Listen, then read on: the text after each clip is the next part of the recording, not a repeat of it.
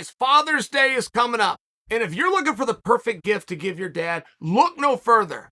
Help him step up his pocket game. The Ridge wallet, guys, it's light, it's sleek, it's industrial. And by the way, it doesn't fold and awkwardly bulge out of your back pocket. It goes into your front pocket. Ridge wallets hold up to 12 cards, plus all the cash that you need. You can choose from over 30 colors and styles. That includes carbon fiber and burnt titanium. It is the best wallet you can buy. You don't just have to take my word for it. There's over 40,000 five-star reviews. And I'll admit, I was skeptical at first. But once I tried it, I never went back to my old wallet. I'm sure you're going to love it, but guys, there's no pressure. Test it out for 45 days. If you don't love it, and I mean love it, send it back, you'll get a full refund. If you decide to keep it, and I believe you will, there's a lifetime warranty, so there's nothing to lose. Just go to ridge.com/Chael or click on the link in the description below. That's going to get you a special 15% savings for Father's Day. That comes with free worldwide shipping and returns. McGregor versus Chandler debuts tomorrow. Are you guys watching it? And for me, yeah, they got my interest. And I didn't know that they would. I didn't know in what capacity Conor McGregor was going to be used. I mean, that's a hell of a card to throw onto the table. Where are you going to do it at? And we still don't have enough information about the fight that is Conor versus Michael Chandler. We don't. We're told that others do. We're told that some of that information is out there, and it's going to be brought to us. The weight is very interesting. When I talk about how are you going to use Conor, the weight is very interesting. I mean, you could go back on the timeline, right? I'm starting from the day of you slid into me DMs until current. But there was a place along that timeline where there was a discussion of Conor McGregor coming off of a loss, coming off of an injury, matter of fact, multiple losses and an injury, going right into a world title fight. And we, the audience, kind of understood it, particularly when it was Leon. I mean, we kind of understood how you could do it. We don't think they will, but we understood how they could and how that would work and how that would be a really hard match for everybody involved, right? We kind of got that. It was at 170 pounds. But we also understood there could be a world title fight. To go back on the timeline, you slid into me DMs. That's how I should caption this, right? I should put that in my thumbnail. You slid into me DMs. You guys will be checking this thing out. But you know what?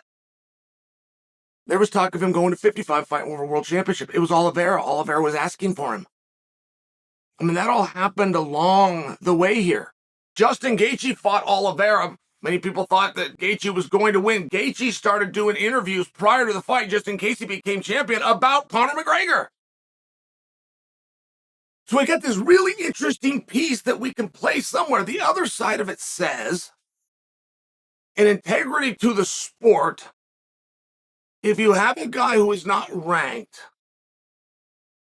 he's not the guy that's going to fight for a title. By the way, your utility player, the one and only person in the entire organization that could contest for a title at 2 different weight classes, well, being unranked. So you just run into this situation of what are we going to do with him?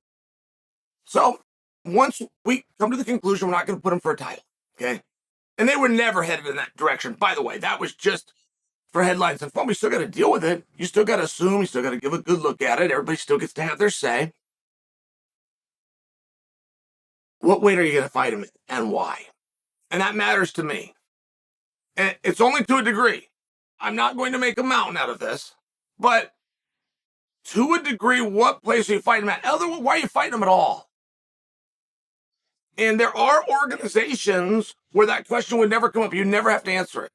Do it in any weight class you want. It's not significant. It's not meaningful. But Dana has a history of putting on significant matches. They matter. Tonight is not about tonight. Tonight is a piece of the story for the entire journey. And I learned that from Reed Harris.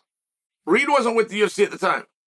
Reed owned WEC. And he told me, they said, this is what we're trying to do. This is where the UFC has a huge leg up. It is not just roster and budget like people think. Dana is a master of putting on significant fights. That's a quote from Reed Harris. 2008, I never forgot it. And he's right. And the reason I say that is, what are you going to do with Conor if you tell me that the weight class doesn't matter? Then why are we here?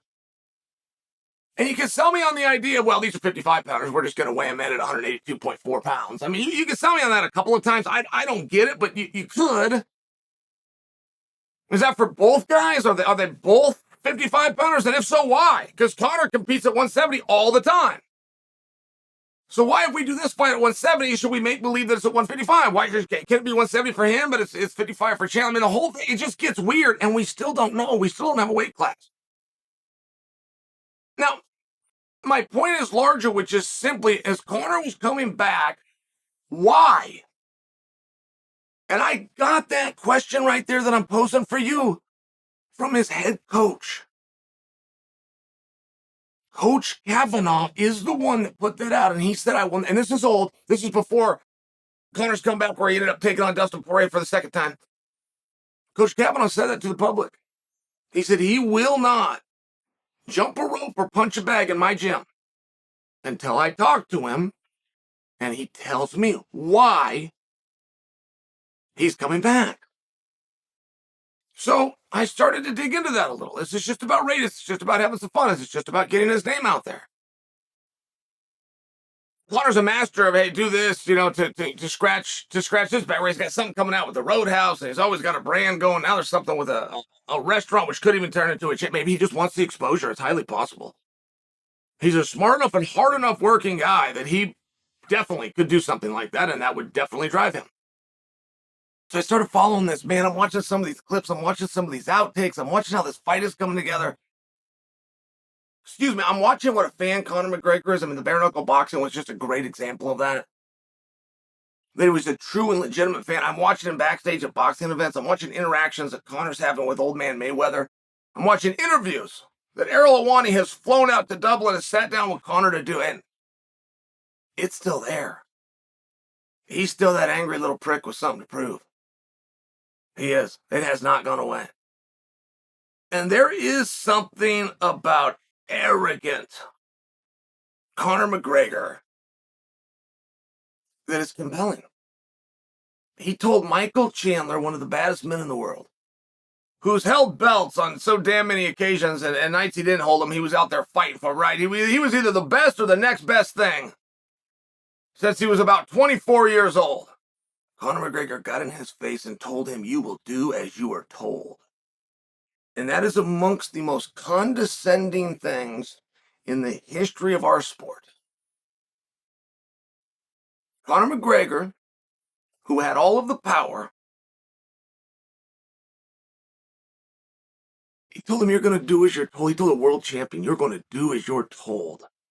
And us, the viewer, knew he was right.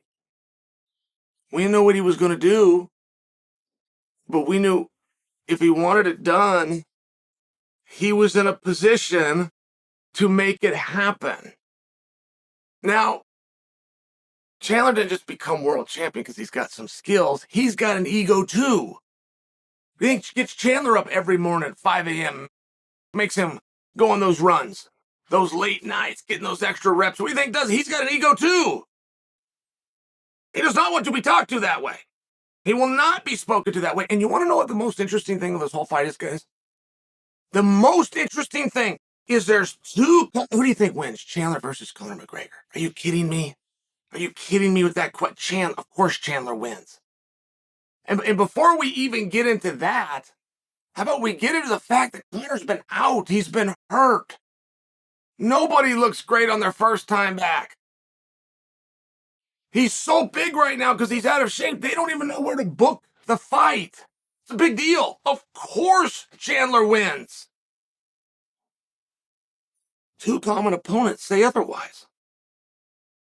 Two common opponents who have earned the right to an opinion, Eddie Alvarez and Diamond Poirier, both say McGregor beats him, and they both say McGregor stops him. Eddie Alvarez laughed when he was asked about this.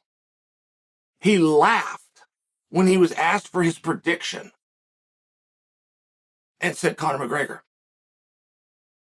and then went on to compose himself and break it down to a little X's and O's and ultimately came to a TKO in the second round. Poirier did the same thing. He was extremely dismissive. And he didn't say Conor needs to be back into form. He doesn't need to say Conor needs to be hungry, he needs to be sharp, and some of these words that I'm throwing at you guys. He didn't say any of that. He said if he's anything like he used to be. And I don't know what that means. Considering Poirier just stomped him out twice. Like, how does Poirier still have the super high regard and respect for McGregor? What did he feel in there, right? Because you don't have to be the guy. Believe me, I've been in those situations where you do, and it looks one way for the crowd, you get your hand raised, you think, man, I don't want to see that guy again. There's something there. There was something he had. There was a speed he had. There was a power that you felt. There was something that the audience missed. And there had to have been something that the audience missed. Because Poirier put a guy over who he stomped out twice, and it was his nemesis. Talked about he's sliding into me DMs. And he still put him over. And he didn't do that to be nice. He respected the person that asked him the question. He answered it honestly. So both Poirier and Eddie Alvarez, who are not overly nice guys by way of McGregor, got their own history and their own paths. They just took very organically, and they seem to think Conor's going to win. For me, that's interesting.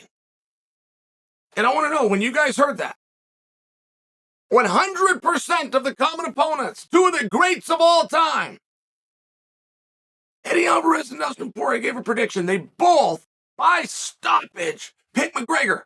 Did that surprise you?